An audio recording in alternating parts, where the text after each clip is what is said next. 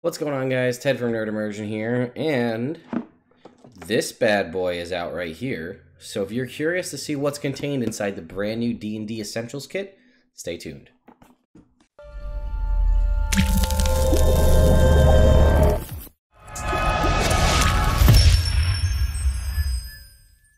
Alright, so full stop. This is still in the plastic. I have not opened this. I haven't watched any reviews or looked up anything to see what's contained inside, so we're going to be seeing everything real time as we go here. I was hoping to have a secondary camera set up, but apparently all of my batteries are dead in my cameras and things are being a pain in the ass, but maybe I'll cut in some footage of stuff after the fact. So let's go ahead and we'll take a look at the back. So this was, I think, $24.99 is the retail price. Currently only available in Target, I believe in the US only. I'm not sure, but available in Target as a Target exclusive. And not available worldwide or in other stores until the 3rd of September. Which is kind of a weird, and I had sort of alluded to this earlier on, but it's sort of a weird move on Wizards' part, because we're not favoring the friendly local game store anymore by providing them things early. This goes to a big box chain store. And I get it. I totally understand why, right? I mean, how many people have access to a Target where they live versus how many people have access to a friendly local game store, right? As it stands right now where I live, I don't have one at minimum within a half an hour or more from where I currently reside. So, and I may be lucky in that aspect. A lot of other people may have even further, if one at all, anywhere nearby. And likely big brick and mortar type stores, like a big chain like Target that also can do things like groceries, things like that, probably not going anywhere anytime soon. It's not a very niche market. So the back says here, includes a 64-page rulebook that teaches you how to create characters from levels 1 to 6, Dragon of Icespire Peak, an introductory adventure, a double-sided poster map, a Dungeon Master screen, 6 blank character sheets, 11 polyhedral dice, 81 cards describing magic items, sidekicks, and more. Includes codes, which is a huge deal. We'll talk about that in a little bit.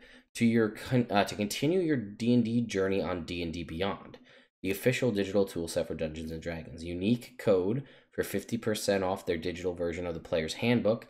Unique product key to unlock a digital version of Dragon of Icespire Peak adventure, and access to supplementary content for Dragon of Icespire Peak. So part of what a lot of people's issue was, and possibly still is with D&D Beyond, is you pay for a physical product, like a book, and then you'd have to then pay the exact same price online to buy the book again in the official digital tool set. Whereas now we're getting codes included in here, so you buy the thing once and you get both. So that's enough talk theoretical. Let's go ahead and open this up and see what we've got inside here, right? So we'll take off our plastic wrap. Get the box open. Okay. So we can see on the front here, we've got some art of looks like a gnome and an elf wizard fighting a white dragon. So this, I guess, is in theory to replace the D&D starter set in a way, which included Lost Mines of Phandelver. So let's go ahead and we're taking the box lid off right now. So first up, we've got a set. I'm really kind of disappointed in this, if I'm being honest. A set of polyhedral dice. So let's go ahead and open these up. Sorry, that's right near the mic. I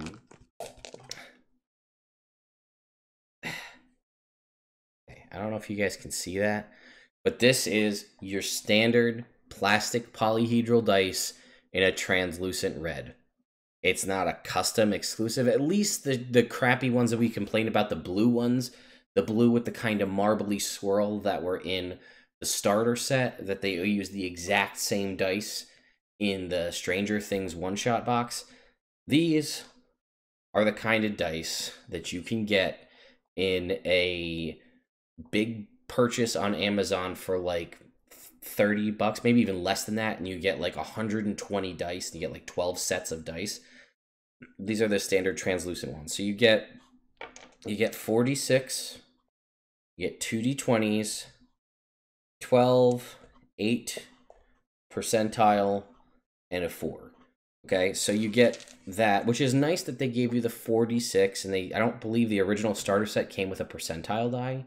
I think it was just the 10, so you get that. You get 2d20, 7 and a 9, 4 and a 3, 6 and a 7. Not a fan of those dice at all. But give us something cool and unique, not just like blah generic like this. That's a cheap out. Like I feel like the dice that came in the D&D starter set are nicer looking than these kind of crappy red ones that came here. Let's not get hung up on the dice though, there's more to go through. So here is the Dragon of Icespire Peak Adventure. It's nice they do give you a little map key on the back here, and we can see some of our adventures here moving along. Full color on the inside. I'm not going to flip through this too much right now because we're going to maybe come back to that, or we may make a separate video all on that. Let's see what else we've got. Okay, we've got our tuck box for our cards here. I hope, and you know what? It's not put together with glue as far as I can tell, except right on here. I was going to say, maybe this will be better than the Gale Force 9 tuck boxes that fall apart the second you open them. Alright, so we got our tuck box for some cards. Okay, alright, here we go. We got an initiative, looks like cards, right? It says initiative here on the back side. And then we got 1 through 9 here on the front. So I guess this is more to like, you hand out to people to let them know what initiative they are. These are perforated. I don't know if you guys can make that out right along the edge there, so you can just, oops, of course I go to do it and I rip it. Yeah. This is a nice quality cardstock, probably water resistant, I would guess. Okay, that's cool. Oh, all right. We've got some condition cards right here: Deafened, Blind, Charmed, Frightened, Grappled, Incapacitated, Petrified, and Invisible. And on the back side, it tells you what all all of those are. We have the same thing here in the other conditions: restrained, prone, poisoned, unconscious, stunned. It has magic charm, which is, I guess, the same thing as charmed. But what is cool, oh wait, no, Charmed of the Storm, it says right here. This must be something that's contained in the adventure. All right, spoiler alert. This one is something contained in the adventure. So look away. This is a charm that you obtain in the adventure, like not the effect of the charmed condition, like contained on here. This is a charm. So it says you become charmed with the power of the storm to the extent that tiny sparks crackle in your eyes. You can cast a lightning bolt spell as an action. Once used 3 times, this charm vanishes from you. And probably the most useful one are these combat cards on the bottom. And what it says right here is determine surprise. The DM determines whether anyone involved is surprised. Establish positions. The DM decides where all the characters and monsters are located. Given the characters' marching order and their stated positions, the DM figures out where the adversaries are, how far away, and in what direction. Roll initiative. Everyone involved rolls initiative, determining the order. 4, take turns. Each participant in combat takes turn in the initiative order.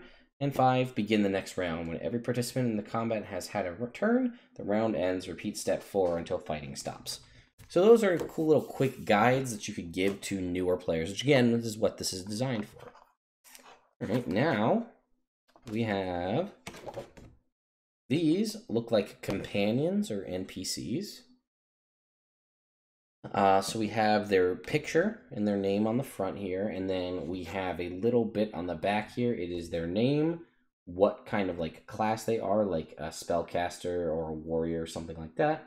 We have a very small, maybe 2-text description of the character, and then we have their personalities, ideals, bonds, and flaws.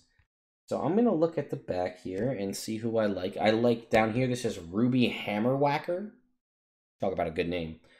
Ruby lacks the customary dwarven stoicism and greets every day with a warm smile and a renewed sense of optimism. Use the warrior sidekick stat block in the rulebook to represent her. Personality, nothing can shake my optimistic attitude. Ideal, we should all seek the betterment of ourselves. There's always room for improvement. Bond, I fight for those who cannot fight for themselves. And Flaw, tell me I can't do something and I must prove you wrong. I think the other one we're going to do is Donna Bella Fiasco, because she's got this weird unicorn bunny rabbit mask. She's a human spellcaster. Oh, and Ruby is a shield dwarf warrior. Donna Bella is a young magic user who wears a papier-mâche unicorn mask because it makes her feel more magical. Use the spellcaster sidekick stat block in the rulebook to represent her. Personality, I'd rather talk to a book than most people. Ideal, we all have a little magic in us. The trick is finding it and bringing it forth. Bond, I want to join a prestigious wizard's academy one day. I just hope they accept unicorns. And Flaw, I can't keep a secret to save my life or anyone else's. So again, if you recall, there is the I also like this guy's name is Pickled Pete. There's the Sidekick Rules. I did an Unearthed Arcana review on those a while back.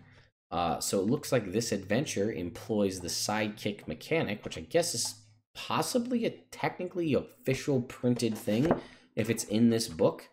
So that may mean that that is technically accepted, right? That's part of the canon of the game now. If it's in a printed source, that's usually how we tell these things. So it looks like the Sidekick Rules, and we'll have to compare those. That may be another video as well, but sidekicks. Next up, magic items. So once again, spoiler alert, because it looks like we have here, oh, okay, this is quests. All right, so we have these cards here all say magic item, right? So it's magic item on the front and the magic item information on the back. So I'm going to go through these and we're going to talk about them right now. So spoiler alert again, these are the magic items contained in the book. But more importantly is when you perforate all these out and break them out, you can put them in your little essential kit tuck box. We got a +1, we got some +1 weapons, but the battle axe, you can speak and understand Dwarvish while you have it. The longbow, you can use an action to tell which way is north, and the mace, you can make your voice carry out to 300 feet. +1 shield. Short sword, while holding the short sword, you can use a bonus action to cause it to shed bright light. Boots of Elvenkind, we got a common item, right? The Cloak of Billowing. You can use a bonus action to make it billow dramatically. Cloak of Many Fashions, you can make it look like different cloaks.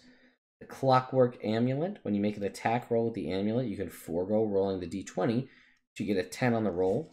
That can be used once per day, once per dawn. We've got a Dragon Slayer Longsword. The Dread Helm that makes your eyes glow red. Dust of Disappearance. Gauntlets of Ogre Power, Goggles of Night. The Hat of Wizardry, which is another common magic item that lets you cast wizard. I think you can cast a cantrip you don't know if you make an Arcana check. Only usable by wizards. An immovable rod. The Lute of Illusions that plays spectral notes and spectral magic. Spectral things fly around when you play it. Mithril Chainmail. The Mystery Key that has a 5% of working one time. Necklace of Fireballs.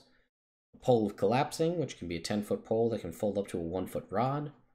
Potion of Greater Healing, Potion of Healing, Potion of Invulnerability, Superior Healing, Water Breathing, some Sending Stones, Wand of Secrets, a Wand of Pyrotechnics, which can make Light Burst, which is a common magic item, and a Staff of Bird Calls, which can replicate bird sounds.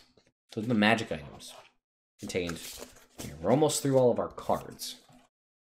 Next up, I really like this. It's a quest card, right? So the back has the quests. So I don't feel like I need to go through every single one of these, but I will read you off. So I guess, again, they're really going for a very simplistic, right? You want a quest? Here I go. I'm the DM. I have that for you. Here's a physical printed copy. So let's go with the Dragon Baro quest. We'll read that one. The dragon that besets us is not the first to threaten this region. Between here and Neverwinter lies the Baro Mound of a warrior whose magical dragon-slaying sword helped fell the green dragon terrorizing the high road a century ago. Rumor has it the dragon slayer's sword is buried there. 2. Retrieve it and let the sword be its own reward. And some of these other ones also have gold values as well. So it looks like there may be things tied to Phandalin. I'm seeing here a couple names that jump out that are Phandalin based. So I thought originally it was supposed to be basically Lost Mines of Phandelver continued, but I'm curious now. Okay. A nice thing here. We've got a nice map. So, as you can see here, this is a nice map of the Sword Coast. We've got Mount Hotenow up here. Neverwinter. Leylon. Here's Phandalin, so it's probably going to be Phandalin related again. Coneyberry. Icespire Peak, which is the name of the adventure. And then the backside, yep. Okay, the backside is a map of Phandalin, which is nice to have if you're going to be reading there. So, Barthens, the Shrine of Luck, Lion Shield Coster. All right, so these names all stick out to me as ones from Lost Mines of Phandelver. So here's your Phandalin map. Again, a nice to have. Okay, we have our Essentials Kit, which is a nice, it is, you know, it's bound, it's not stapled or sewn. It's like a, this is our, basically our, our quick reference rules. So let's see what we've got. Sorry. Chapter 1 is creating a character. We have 4 races, dwarf, elf, halfling, and human. We have 5 classes, bard, cleric, fighter, rogue, wizard.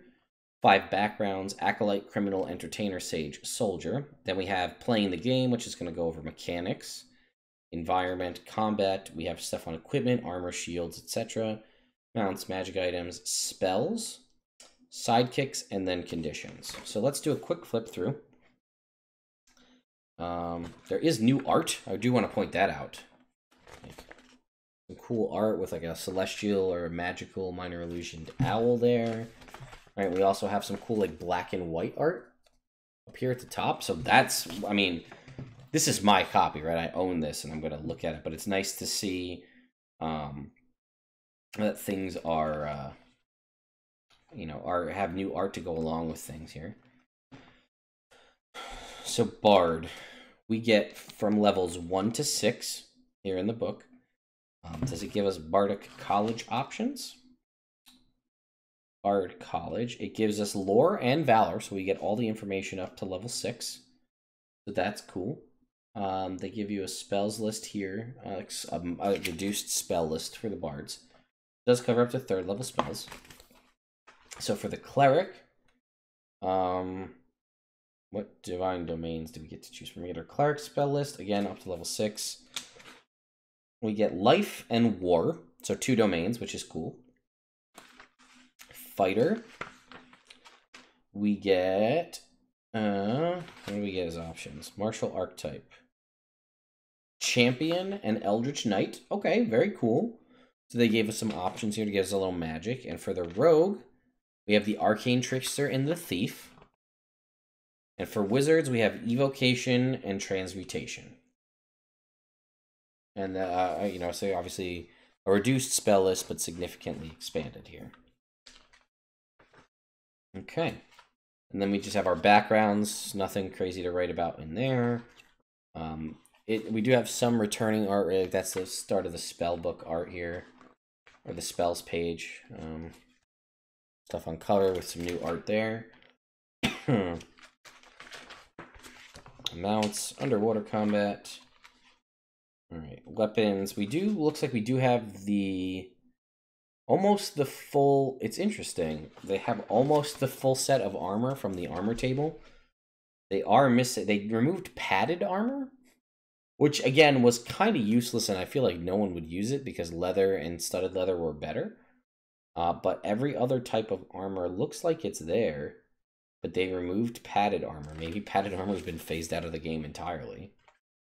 And it looks like we do have the full list of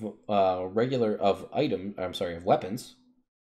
Martial and we don't have blowpipe. Of all the ones to leave off. So we have our simple and our martial weapons. And I'm again, quick glance here, but I see blowpipe is missing from the list of martial ranged weapons. Again, maybe that's one they decided to get rid of. Also, net, also missing. All right, a couple options were removed here. Some things that are a little more complicated. Then we have our adventuring gear table. Looks to be pretty much the whole list. Our food and drink table, our mount table.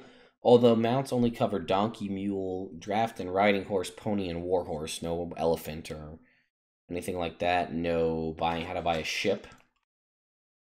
We do have descriptions in here, full descriptions of all of the magic items that we do have the cards for. So that's cool. You have them in 2 places. So the spell list here, all about spells. And then we actually don't get a list of spells. That's pretty much contained in the class lists. But look at, here's a cool like black and white picture of augury spell. We get a cool black and white flaming sphere art down the bottom there. Fan of that. And any other cool art here? There's a gnome there levitating. I think that's it. Yep. And then we have our sidekick rules here. On your adventures, the DM might reveal that you've befriended a character called a sidekick who joined your party. This appendix presents the game statistics for sidekicks. There are 3 types: expert, spellcaster, and warrior. The DM will either tell you which type of sidekick to choose or let you choose one. Sidekicks' game stats are presented in a box called a stat block, which are right here. Which is essentially a mini character sheet. A stat block contains things like ability scores and hit points, as well as actions a sidekick is most likely to take in combat. Like any character, a sidekick can use the action options in combat set in Chapter 2. These stat blocks work with any character race. If you and the DM agree, you may enhance your sidekick with the appropriate racial traits from Chapter 1. For more information on stat blocks, see the creatures section of the adventure booklet. And we have our base spellcaster, warrior, and expert sidekicks, and then here on the second table, we have the proficiencies they get and how to expand our sidekicks from levels 1 to 6 here for expert, spellcasters, and warriors. So that is technically a printed source to show you levels 1 through 6 for your sidekicks. And then the back of the book is the Appendix B, which is all the conditions that you would encounter. Next up, oops, sorry, that was probably pretty loud. We have a DM screen. Okay. This DM screen has obviously unique art on it. You can see we've got our white dragon over here, very similar to the base Player's Handbook one. And then here's our adventuring party heading towards Icespire Peak here, and you can Icespire Peak, and you can see some like hobgoblins or orcs.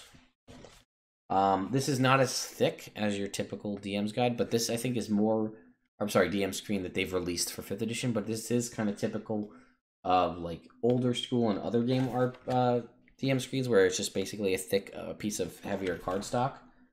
And as far as I can tell, this is basically the same thing as like the DM screen remastered or the original DM screen. Over here is all the stuff on spells. This is all your conditions right here. And then you've got setting a DC, tracking DCs, damage by severity and level, armor class, skills, hit points, food and lodging services, encounter distance, obscured areas, travel pace, cover, light, and then your little size table on the bottom. Again, for a beginning character, this is definitely, or a beginning campaign or new players, definitely a boon to have that. And then at the very bottom, that's the code. We're not gonna show you the codes that are on the back here, but we do have our welcome gift, right? That says here 50% off the player's handbook. Access additional adventure, continue the story to higher levels of play. That we are gonna check out. Scan the QR code.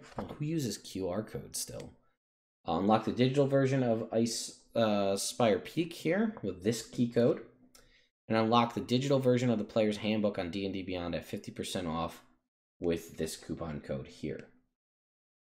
And then scan the QR code and visit D&D Beyond to take the adventure to higher levels of play.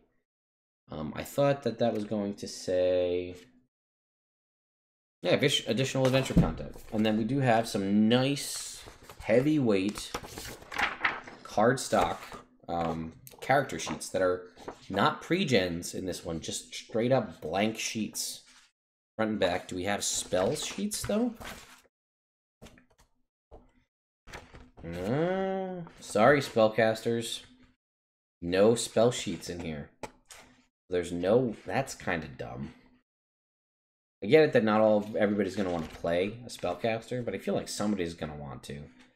So we've got 1, 2, 3, 4, 5, 6 blank character sheets, but no way to track your spells as a new character. So that's kind of a bummer. Okay.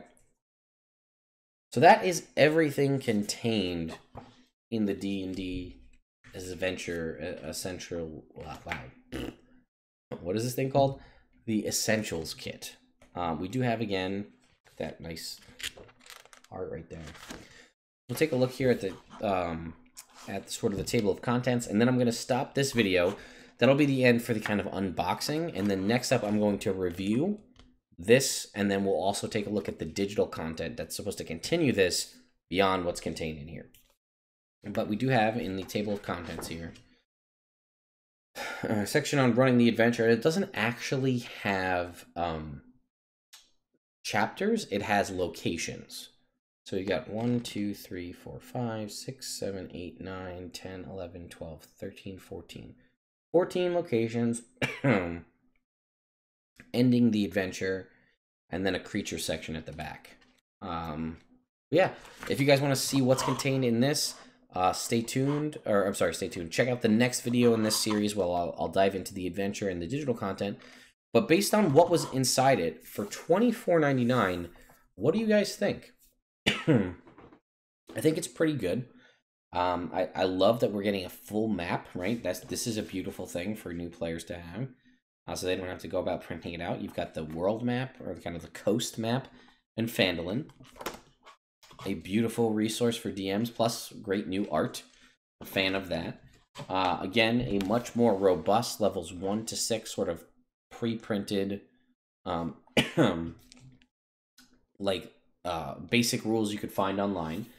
Also, again, cool new art contained within, so I'm a big fan of that. Expanded spell list options, right? It's not just like the basic rules where you have to play a thief rogue. You have 2 options for every character class inside, which is very nice. So if 2 people want to play clerics, they don't have to play the same kind of cleric. It also will be the most recent errata rules as well, so that's always a benefit. And then these are really nice, right? Oh, and I didn't even say the sidekick rules, all right, to expand play and make them official. You got your nice little tuck box to keep all of your cards in, whether they be magic item cards, initiative tracking cards, combat and condition cards, and these nice little quest cards. Again, quick reference guides for the new DMs. But translucent red basic dice, not a fan of those. $24.99, and you are going to get some free digital D&D Beyond content, so can't argue with that. But yeah, I'm curious, what do you guys think? Will you be picking this up to just add this to your D&D collection for 5e just because it's one more thing you want to have? Are you not going to get it at all? And then I want you to, if you're a new player, I definitely want to hear what your thoughts are on this. Or you're going to be starting to play. But I want to hear from people who've also been in playing for a while, whether it be a couple years, a couple months, 20, 30 years. If this were an option for you, what do you think, like, if this was how you got started with Dungeons and Dragons, whether it be OG or 5th edition, what are your thoughts on this? Would this have helped you? Would you have liked this more? Did you like the way you did start? Or do you think this would have been better? I'm very curious to see what you guys think. And stay tuned to the next video where I'll go over the actual adventure itself. Thanks, everyone.